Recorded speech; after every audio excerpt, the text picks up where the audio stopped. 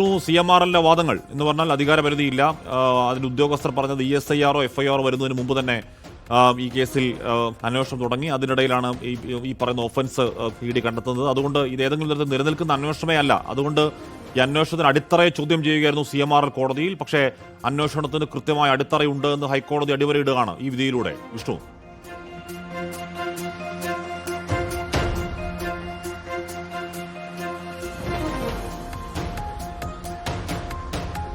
ഹാഷ്മി, വളരെ പ്രധാനപ്പെട്ട ഒരു ഉത്തരവാണ് ഈ കേസുമായി ബന്ധപ്പെട്ട് ഇപ്പോൾ ഹൈക്കോടതി ഡിവിഷൻ ബെഞ്ച് പുറപ്പെടുവിച്ചിരിക്കുന്നത്. അതായത് CMRL എക്സാലോജിക് ദുരൂഹ ഇടപാടിൽ അതിലിപ്പോൾ ED അന്വേഷണം തുടരാം. സിംഗിൾ ബെഞ്ചിന്റെ ഉത്തരവിന് ഒരു തടസ്സവും, സിംഗിൾ ബെഞ്ചിന്റെ ഉത്തരവ് അത് വളരെ കൃത്യമാണ്. അത് തടയാനോ തള്ളാനോ സാഹചര്യം നിലവിലില്ല.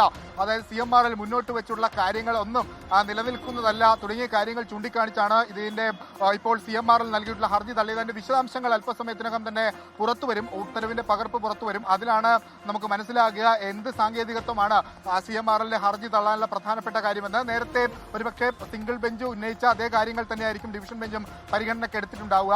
ഇത് തങ്ങളുടെ അതായത് EDക്കെതിരെ CMRL നൽകിയത് ഇത് EDയുടെ ജൂറിസ്ഡിക്ഷനിൽ വരുന്നൊരു കേസല്ല.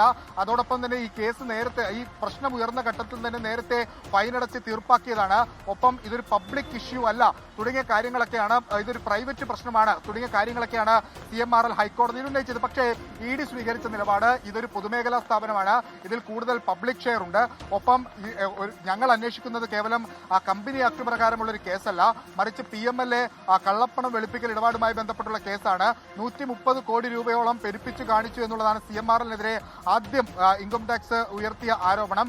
ആ 130 കോടി രൂപയിൽ നിന്ന് മറ്റുള്ള ആളുകൾക്ക് പണം നൽകിയിട്ടുണ്ടെന്ന് പിന്നീട് SFIO കണ്ടെത്തുന്നു. അതിന്റെ ഡയറിയൊക്കെ പുറത്തു വന്ന് കണ്ടതാണ്. സ്വാഭാവികമായി ആ 130 കോടി രൂപയിൽ നിന്നാണ് ഈ പണം കൈമാറിയതെങ്കിൽ അത് പ്രൊസീഡ്സ് ഓഫ് ക്രൈമിൽ ഉൾപ്പെടുന്ന ഒന്നാണ്. അത് ഞങ്ങൾക്ക് അന്വേഷിക്കുന്നതിൽ ഒരു തടസ്സവുമില്ല. ECR രജിസ്റ്റർ ചെയ്ത് ഞങ്ങൾ അന്വേഷിക്കുന്നത് അതാണ്. അതുകൊണ്ട് അന്വേഷണം മുന്നോട്ട് കൊണ്ടുപോകേണ്ടത് അനിവാര്യതയാണെന്ന് ED വ്യക്തമാക്കി. ECR അതൊരു സ്റ്റാറ്റ്യൂട്ടറി, അതായത് ECR കേവലം എല്ലാവർക്കും നൽകുന്ന ഒരു FIR പോലെയല്ല ECR എന്ന നിലപാട് കൂടി ഹൈക്കോടതിയും സിംഗിൾ ബെഞ്ച് നേരത്തെ സ്വീകരിച്ചാണ്. അതേ നിലപാട് തന്നെ ഹൈക്കോടതി ഡിവിഷൻ ബെഞ്ചും ഇപ്പോൾ സ്വീകരിച്ചുകൊണ്ടാണ് CMRLന്റെ അപ്പീൽ ഇപ്പോൾ തള്ളിയിരിക്കുന്നത്. സ്വാഭാവികമായും CMRL ഞാൻ മനസ്സിലാക്കുന്നതനുസരിച്ച് CMRL ഉറപ്പായും സുപ്രീം കോടതിയിലേക്ക് പോകും, അതിലൊരു തർക്കവുമില്ല. പക്ഷേ അതിനവർ 2 ആഴ്ച സാവകാശം ഇത്തവണയും തേടിയെങ്കിലും അത് കോടതി നൽകിയില്ല. നേരത്തെ സിംഗിൾ ബെഞ്ച് ഉത്തരവ് അന്വേഷണം തുടരാമെന്ന് ഉത്തരവിട്ട ഘട്ടത്തിലും അവർ 2 ആഴ്ച സമയം തേടിയെങ്കിലും ആ സമയം നൽകിയില്ല. ആ സമയം നൽകാത്തത് കൊണ്ടാണ് വളരെ പെട്ടെന്ന് തന്നെ ED 12 ഇടങ്ങളിൽ റെയ്ഡ് നടത്തുകയും അതിന്റെ വിശദാംശങ്ങളൊക്കെ അക്വയർ ചെയ്യുകയും ചെയ്തു. വിഷ്ണു, ഈ ED ഉദ്യോഗസ്ഥർക്കെതിരെ നടന്ന അതിക്രമം ഒഴിവാക്കേണ്ട അതിക്രമമായിരുന്നു, പ്രതിഷേധമല്ലല്ലോ. കാർ തല്ലി തകർക്കാന്ന് പറയുന്ന പ്രതിഷേധമല്ല, അതിനപ്പുറം കടന്ന കൈയാണ്. അത് രണ്ടും രണ്ടാണ്. അത് ഏതെങ്കിലും തരത്തിൽ EDക്ക് ഈ പറയുന്ന അതിക്രമത്തിൽ പകവച്ചുകൊണ്ടൊരു അന്വേഷണത്തിലേക്ക് പോകാൻ കഴിയില്ല. രണ്ടും രണ്ടാണ്. ആ അതിക്രമത്തിലെ പ്രതികൾ ശിക്ഷിക്കപ്പെടുക, അത് മറ്റൊരു കേസ്, മറ്റൊരു വ്യവഹാരം. പക്ഷേ നമ്മൾ നേരത്തെ ഹൈക്കോടതിയിൽ അനുകൂല വിധി ഉണ്ടായപ്പോൾ തന്നെ ദ വെരി നെക്സ്റ്റ് ഡേ ഏറ്റവും പ്രധാനപ്പെട്ട റെയ്ഡുകളിലേക്ക് ED കടന്നതാണെങ്കിൽ ഇത്രയും സംഭവം ഉണ്ടായതിനു ശേഷം നടക്കുന്ന അനുകൂല വിധിക്ക് പിന്നാലെ ഇവിടെ ED ഡയറക്ടറുടെ നേതൃത്വത്തിൽ യോഗം നടക്കുന്നുണ്ടെങ്കിൽ വീണ ടിക്ക് സമൻസ് അയക്കലടക്കം ഇനി വൈകാനിടയില്ല എന്ന് വേണം മനസ്സിലാക്കണം. രാഹുൽ, വിഷ്ണു. ഹാഷ്മി, നമ്മൾ മനസ്സിലാക്കുന്നതനുസരിച്ച് ഈ റെയ്ഡ് കഴിഞ്ഞതിന് തൊട്ട് പിന്നാലെ തന്നെ ED സമൻസ് അയക്കാനുള്ള തീരുമാനത്തിലേക്ക് എത്തിയതാണ്. പക്ഷേ അതിനിടയിലാണ് ഇവിടെ ഇപ്പോൾ ഈ പറയുന്ന ഇവര് നമുക്ക് ദൃശ്യങ്ങളിൽ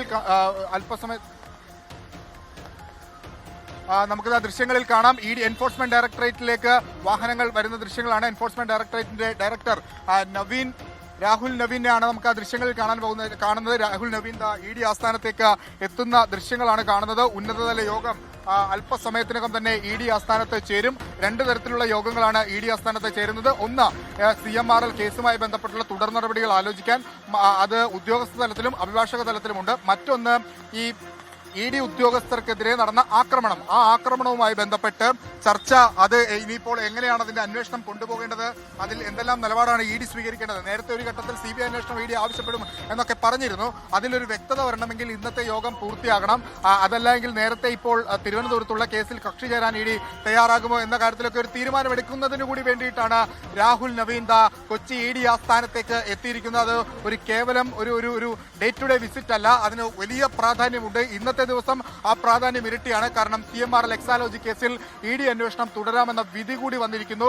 അവരുടെ ഉദ്യോഗസ്ഥരെ ആക്രമിച്ച പശ്ചാത്തലം നിലനിൽക്കുന്നു. ആ ഒരു സാഹചര്യത്തിൽ ഇന്നിപ്പോൾ നടക്കാൻ പോകുന്ന ഈ യോഗം അതിനിർണായകമാണ്. അതിൽ നിന്ന് പുറത്തേക്ക് വരാൻ പോകുന്ന തീരുമാനം അത് ഒരുപക്ഷെ കേരളത്തിന്റെ പ്രധാനപ്പെട്ട ചർച്ചയായി മാറാൻ പോകുന്ന തീരുമാനങ്ങളായിരിക്കുമെന്ന കാര്യത്തിൽ ഒരു തർക്കവുമില്ല. അല്പസമയത്തിനകം തന്നെ യോഗം ആരംഭിക്കും.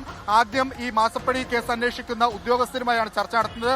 അതിനുശേഷം അഭിഭാഷകരുമായി യോഗം നടത്തും. അതിനുശേഷമായിരിക്കും തീരുമാനങ്ങളൊക്കെ പുറത്തേക്ക് വരിക. എന്തായാലും ED ആസ്ഥാനത്ത്, കൊച്ചിയിലെ ED ആസ്ഥാനത്ത് രാഹുൽ നവീൻ എത്തിയിരിക്കുന്നു. അദ്ദേഹം ഇന്നലെയാണ് ഡൽഹിയിൽ നിന്ന് കൊച്ചിയിലേക്ക് എത്തിയത്. അദ്ദേഹം ഇപ്പോൾ ED ആസ്ഥാനത്തേക്ക് ഉദ്യോഗസ്ഥരെ കണ്ട് സംസാരിക്കുന്നതിന് വേണ്ടി, യോഗം ചേരുന്നതിന് വേണ്ടി എത്തിയിരിക്കുകയാണ്. ഇനി നമ്മൾ കോടതി വിധിയിലേക്ക് വന്നു കഴിഞ്ഞാൽ, കോടതി EDയുടെ മറ്റ് നേരത്തെ നടത്തിയ നടപടികളുമായി പരിശോധിച്ചു കഴിഞ്ഞാൽ ED ഈ റെയ്ഡ് 12 ഇടങ്ങളിൽ റെയ്ഡ് നടത്തിയതിന് തൊട്ടു പിന്നാലെ തന്നെ വീണ തൈക്കണ്ടിക്ക് നോട്ടീസ് നൽകാനുള്ള തീരുമാനത്തിലേക്ക് എത്തിയതാണ്. അതിനിടയിലാണ് CMRL വീണ്ടും ഒരു അപ്പീൽ ഹർജിയുമായി എത്തിയത്.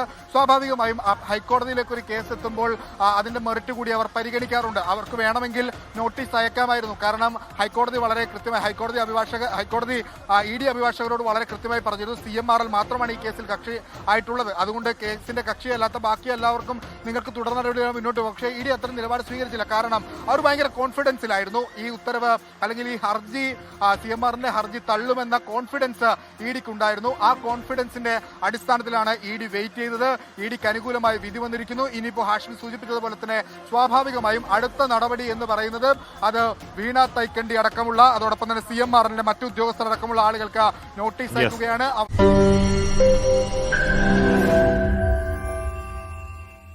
ലോകത്തെവിടെയായാലും ഏത് സമയത്തും 24 വാർത്തകളും ഓഗ്മെന്റഡ് റിയാലിറ്റി പാക്കേജുകളും എക്സ്പ്ലെയിനറുകളും വിശദമായി കാണാൻ ഞങ്ങളുടെ യൂട്യൂബ് ചാനൽ നിങ്ങൾക്ക് സബ്സ്ക്രൈബ് ചെയ്യാം.